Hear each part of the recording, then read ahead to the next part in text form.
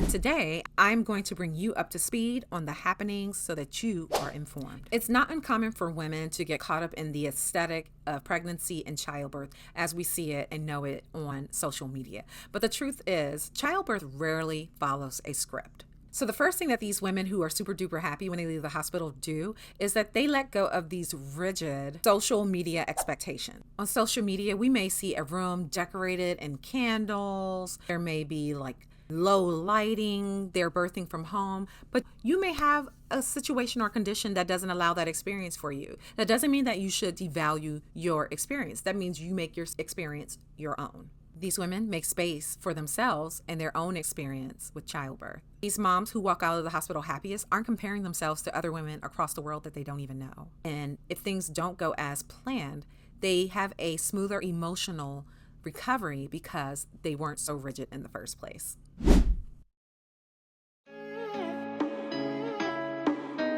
Hey, my fabulous friends, welcome back to the Birth Prep Lounge. I am Nurse Rini. I am your BFF, the one that you didn't know you needed. Everyone should have a nurse BFF, by the way. And if you don't, I'm yours. My background is in high-risk labor and delivery, antepartum, postpartum, NICU level 3, fertility, and I did a stint in the U.S. Army Nurse Corps. For 17 years, guys, I've been in the game and I've been in the hospital streets and I know what's happening. I know what's going on. Reason number 2, these women also tend to be very successful and happy with their birth experience because they focus on their own birth and not what others say it should be.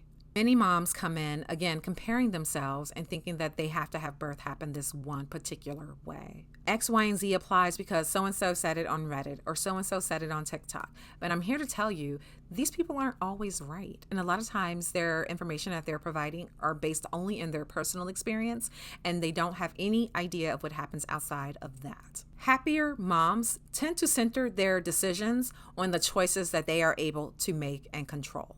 For example, I do or don't want an epidural. For example, I do want to push on my side versus I don't want to push on my side. These are things that you can have control over. It really just depends. But it really is up to you to have the experience that you want to have. I met a woman at an expo and she wanted to go unmedicated, though she did sit in my class on epidurals or on pain management in general. And she wanted to go unmedicated. And I mentioned nitrous to her and she's like, oh, no, I don't want anything, right? And that's a great goal to aspire to. But a woman who is happiest might say, you know what, I'm going to do this for as long as I can. And then if I feel like I want to get nitrous, then I'll use nitrous. If I feel like after using nitrous, I want to get an epidural, I'll get an epidural. But it's allowing herself to be free thinking and allowing herself the option of having a choice. She's not holding herself to some standard, then, beating herself up if she doesn't measure up to it. The third reason that these moms are so successful and happy when they leave the hospital is because they prepare themselves for reality, not just the ideal. Happiness is tied to adaptability and preparation.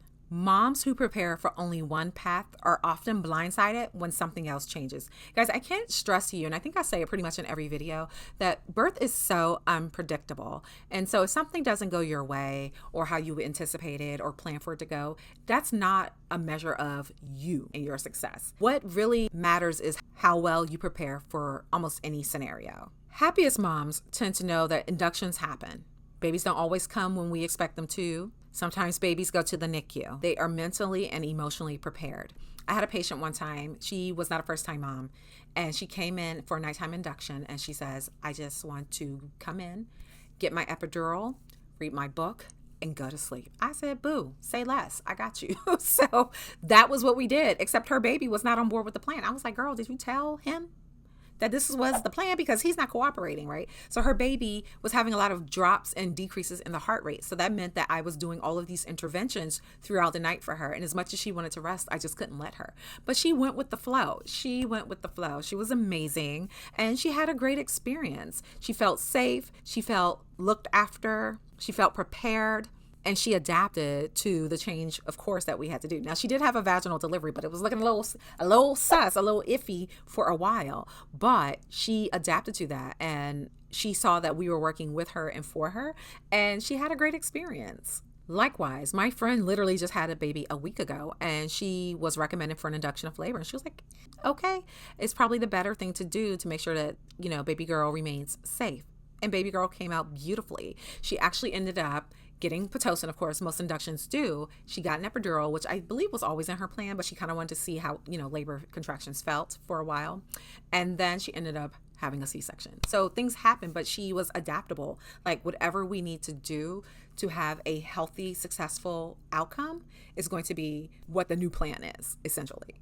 And now her and baby girl are at home and she's emotionally sound and happy and healthy and really has not complained at all about her birth experience. And that's what I want for you.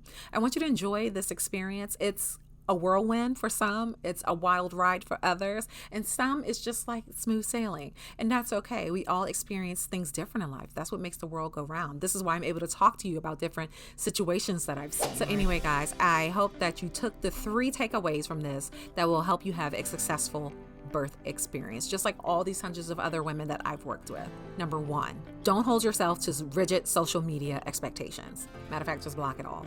Number 2, focus on your birth only. And even in my book, that's what I wrote. Your focus needs to be on your birth, not how someone else had their baby, not trying to recreate someone else's experience.